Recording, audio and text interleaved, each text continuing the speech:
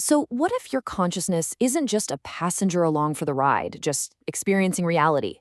What if it's actually the architect, actively creating it?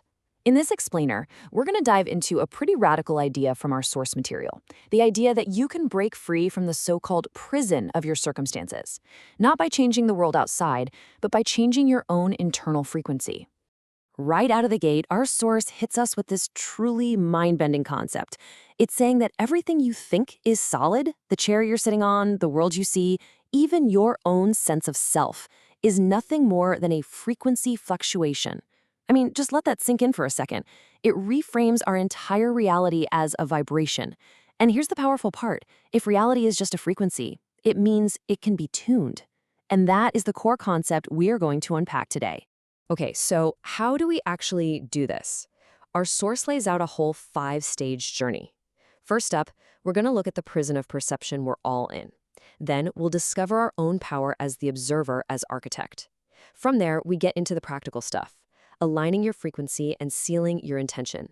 And finally, we'll talk about the signs that tell you a new reality is actually unfolding all around you. All right, first things first, we have to understand the prison itself. The source calls this a vicious cycle. You know that feeling of being stuck on a loop, trapped in a low-frequency state that just generates the same thoughts, the same feelings, and, you guessed it, the same reality, day in and day out. And wow, this slide really lays out the stakes, doesn't it? Over on the left, you've got the old reality. It's defined by those vicious cycles we just talked about. But on the right, you have the promised reality, a state the source calls the highest timeline, one of pure awareness and ultimately liberation. The whole philosophy we're exploring is really about building a bridge from one of these to the other. The source uses such a great metaphor here, a crackling spot on your own reality record. That's exactly what this vicious cycle is. It's just repeating the same old fears, the same emotional knee-jerk reactions, the same thought loops over and over. This philosophy argues that this repetition is literally what holds our reality in place. You know, just like a needle stuck in the same scratchy groove of an old vinyl record. So if we're stuck in that groove, how in the world do we lift the needle? Well, this brings us to the core mechanism of this entire philosophy. It's the idea that we aren't passive victims of reality at all. Nope. We are the architects, and our very observation, that's the tool that shapes the world around us. This is what the source calls the observer cycle. The idea is that this quantum field, and you can just think of that as the raw, energetic potential of everything, it holds infinite possibilities, and it's said to act like a mirror. Here's the key. It doesn't give you what you want. It reflects back to you what you are. Your deepest beliefs create a specific frequency, and the universe simply, well, it selects the possibilities that match that frequency and makes them your reality. Just think about the power in that statement. This isn't a passive reflection, it's an active mobilization. The source is suggesting that the universe is literally rearranging itself, moving its atoms around, just to prove that your beliefs are true. Which, of course, leads to a really critical question. What beliefs are you broadcasting right now? So let's break this down with a few concrete examples from the source. If your core belief is that the world is an unjust place, the claim is that the quantum field will literally serve up events that confirm that for you. If you operate from a belief in scarcity and struggle, guess what? The universe will select challenging possibilities that match that vibration. It's a direct feedback loop. Your inner world creates your outer experience. Okay, so we get the problem and we get the basic mechanism. Now for the how-to. How does someone actually change their frequency and start attracting a totally different reality? Well, the source outlines a very specific internal process. The whole process kicks off by quieting the mind's noisy radio. You know, that constant internal chatter that keeps the old frequency locked in place. Once you find some quiet, you can then shift into what's called pure awareness. Now, this is where things get really interesting. The source says that time and reality themselves can start to feel, well, flexible. And this brings you to the sacred silence, which is the ultimate vantage point where you're no longer a character in your reality, but the meta-observer watching the whole thing. And this, right here, this is the fundamental shift in your identity. By entering that state of pure awareness, you go from being a victim of your circumstances, just being tossed around by events, to becoming the master architect. You're not just experiencing the creation anymore, you are at the control panel, fully aware of your power to shape it. But just reaching that state of pure awareness isn't the final step. To make the change permanent, the source says you have to perform a conscious, decisive action to claim your new reality. This is called sealing your intention.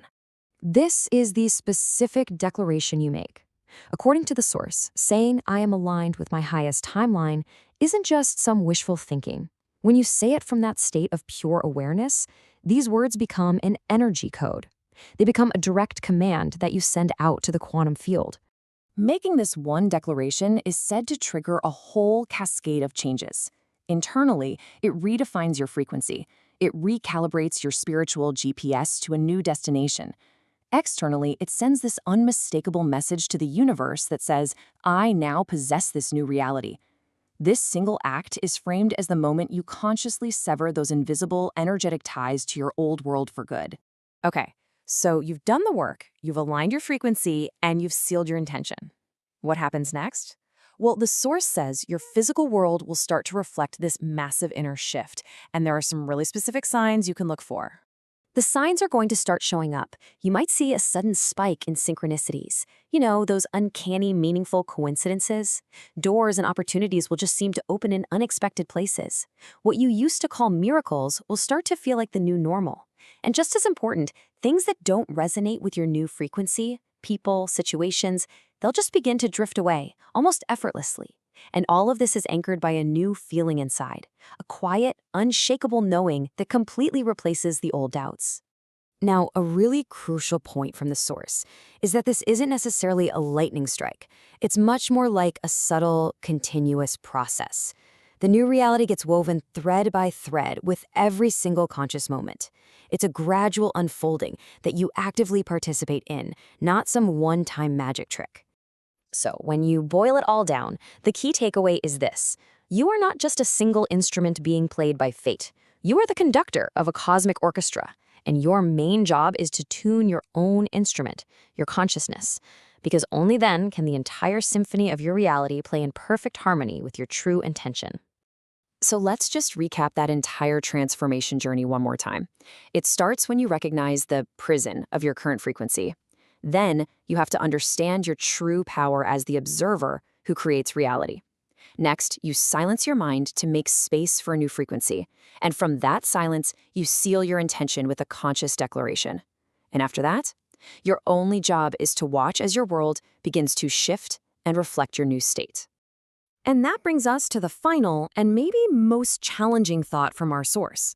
If it really is true that reality is just a mirror, what is yours reflecting back at you right now? Thanks for joining me for this explainer.